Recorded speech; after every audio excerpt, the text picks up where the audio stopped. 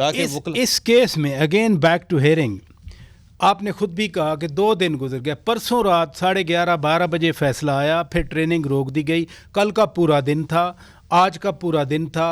ये भी अगर चीफ जस्टिस साहब नहीं बुलाते तो चीफ इलेक्शन कमिश्नर ना जाते, वो तो 18 तारीख का इंतजार कर रहे थे। तो इलेक्शन कमीशन वाकई सीरियस था इलेक्शन करवाने में। वो कहते हैं कि हमने तैयारी जो अभी सुप्रीम कोर्ट ऑफ पाकिस्तान की जो हेयरिंग चल रही है उससे तो यूँ महसूस होता है कि इलेक्शन कमीशन इस पर तैयार नहीं था, इलेक्शन कमीशन रिलेक्टेंट था, बल्कि उनको जो लाहौर का हाई कोर्ट का जो फैसला हुआ उससे उनको रिलीफ मिल गई कि चलें ये हमारे पास एक ऑप्शन आ गया। नहीं, लेकिन अभी जो हेयरिंग जैसे चीफ जस्टिस साहब सवाल कर रहे हैं और इलेक्शन कमीशन के वकला के पास सवालों के जवाब नहीं है, तो इसका मतलब ये हुआ कि ये और अमैर न्याजी दोनों में फ़र्क कोई नहीं इलेक्शन कमीशन नहीं। लेकिन election fair to be with election commission, उनके वकील कह रहे हैं कि हमने फरवरी में अदालतों को लिखा, हाई कोर्ट्स को, किसी ने जवाब देना मुनासिब नहीं समझा, किसी ने जवाब दिया कि हमारे पास जुडिशल ऑफिसर नहीं है, तो हमें अल्टीमेटली एग्जेक्टिव की तरफ जाना पड़ा।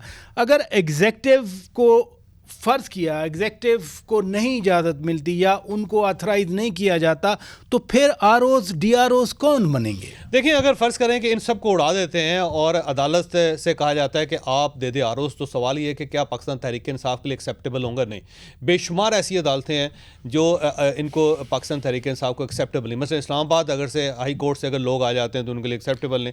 अब अबुल हसनात जुल्करनैन साहब जो वो भी तो जज हैं, सेशन जज हैं, उनके मतहत या इनको अगर लगा दिया जाए, लाहौर वाली पिटीशन में तो ये लिखा है कि जजेज आए, ना कि असिस्टेंट कमिश्नर या डिप्टी कमिश्नर, यानी इंतजामिया ना आए। अब अगर फ़र्ज़ कर लें कि अबुल हसनात जुल्करनैन साहब जो हैं वो आ जाते तो क्या पीटीआई एक्सेप्ट कर लेगी, या कुदरतुल्लाह साहब जज जो हैं उनको कबूल कर लेंगे, ज़ेबा चौधरी साहब, या जस्टिस ज़ेबा चौधरी साहब को वो कबूल कर लेंगे, या फिर जज मोहम्मद बशीर साहब को कबूल कर लेंगे? वो ऐसे बेशुमार जजेस हैं या खैबर पख्तूनख्वा के अंदर हैं जो पाकिस्तान तहरीक इंसाफ के लिए एक्सेप्टेबल नहीं होगा। तो पाकिस्तान तहरीक इंसाफ को हर वो शख्स एक्सेप्टेबल नहीं है जिनके बारे में उनको यकीन है कि ये हमारे साथ नहीं है। नहीं, लेकिन वो प्ली तो खुद कर रहे हैं ना कि एडमिनिस्ट्रेशन ना हो, इंतज़ामिया ना हो, जजेज आएँ।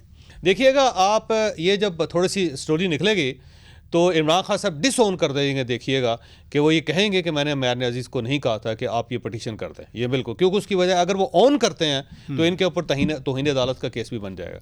तो खान साहब नहीं चाहेंगे कि उनके ऊपर तौहीन अदालत हो, बल्कि अमैर न्याजी साहब खुद ये जिम्मेदारी उठाएंगे। वही कहेंगे जी मैंने अपने तौर पर की थी, आप देख लीजिए। लेकिन अभी तो ये सारे जिनका आप हवाला दे रहे हैं सारे कह रहे हैं कि हमें बानी चेयरमैन ने कहा था कि आप ये पटिशन दें। नहीं, शुरू में नहीं कहा उन्होंने, जब ये आई पटिशन और उस वक्त आप बीपर्स देख लें सबके हैरान थे, किसी को यकीन नहीं था और किसी को नहीं पता। मैं ऑनेस्टली आपको कह रहा हूं, मैं जितने पाकिस्तान तहरीक इंसाफ के वकला हैं सीनियर भी, सबसे पूछा कि क्या इमरान खान साहब ने किसी को कहा, तो उन्होंने कहा जी हमारे लिए सरप्राइज